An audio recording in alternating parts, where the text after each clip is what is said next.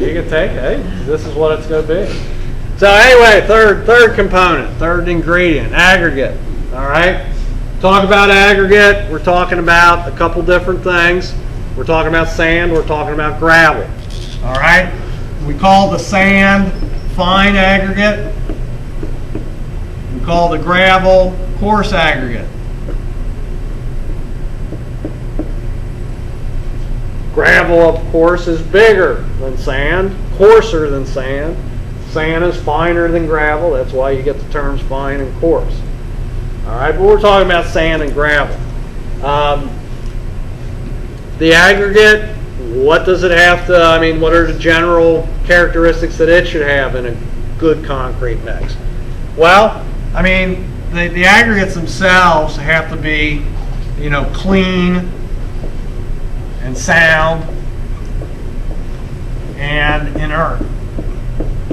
Clean, that's pretty easy to understand. I mean, we just, if you have aggregate and you add a bunch of diesel fuel on it, I don't think you'd want to use it. Okay? So, I mean, clean. It shouldn't have mud and all this stuff on it. It should be, I mean, most of our aggregate is going to be washed aggregate, so that's not a big deal. Sound just means that it's, of sufficient strength. That it's not, it's not going to fracture real easily. It's, it's of good strength. Okay? The last thing being inert, that's a little bit unusual. Inert means what? It's not going to react with anything. So, and this one sounds different. You might say, well, gravel does, sand doesn't react. There are some aggregates that you get them inside a concrete mix or inside that reaction going on, and they actually do something. Some aggregates might even be as simple as absorb. Well, all aggregates will absorb water, but some aggregates absorb a lot of water and swell.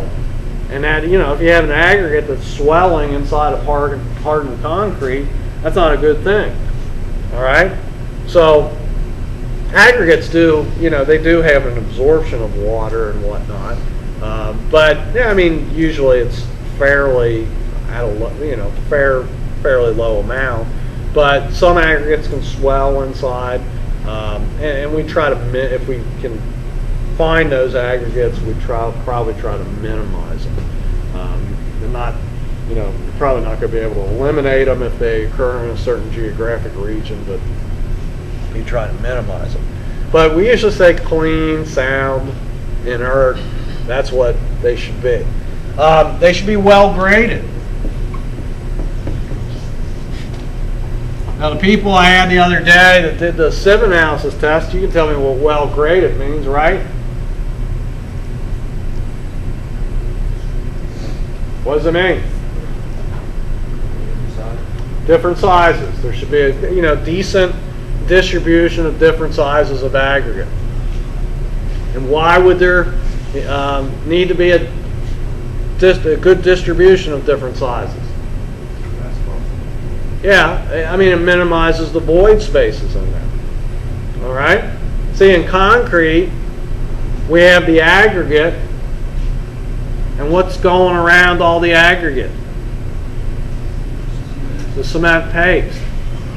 And if there's more void spaces, that means there's going to be a bigger demand or a bigger need for more cement paste.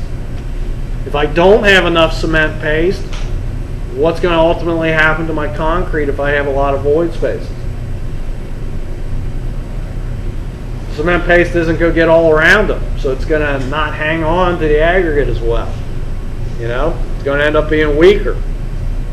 If I don't have the paste that's wrapping itself around all the aggregate, how workable do you think that's going to be? I mean, when you see concrete coming out of the concrete truck, not the cement truck, the concrete truck, I mean, it sort of flows down the chute, right? Well, how's it, I mean, what's really aiding it flowing down the chute? The paste, right? So if you don't have enough paste, I mean, if you just had aggregate and sand and you tried to pour that out of a truck, do you think it would flow down that chute real well? If you had a little bit of cement paste and aggregate and sand and gravel, do you think that would flow real well? You sort of need an optimum amount of cement paste to make things flow and be workable and whatnot. So being well graded is important because that means I've got enough aggregate in there. It's sort of minimizing the spaces around the aggregate.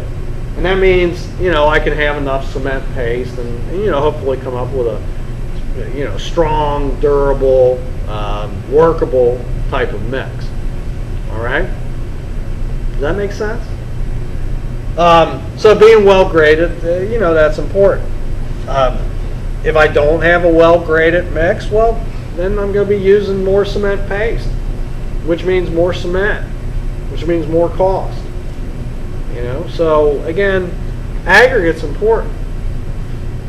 Why do we use sand and gravel?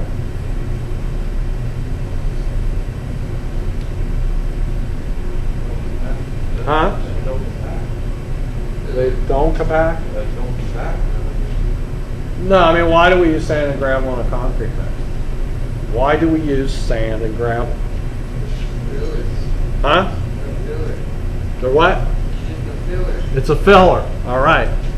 So it's like when you go to that low-cost hamburger place and you bite into that hamburger and you say, oh, it tastes okay, but what's this? Might be some little filler material in there. All right. Sand and gravel is a filler. Some people get mad when I say that because we just talked about how it needed to have all this stuff, but it's a filler. It's supposed to sit there. The paste is supposed to wrap itself around there. Okay? But why do we use sand and gravel? Why don't we use something else? Because it's readily available. Because it's readily available. Okay? And being readily available makes it very cost effective. All right? I can get a bag.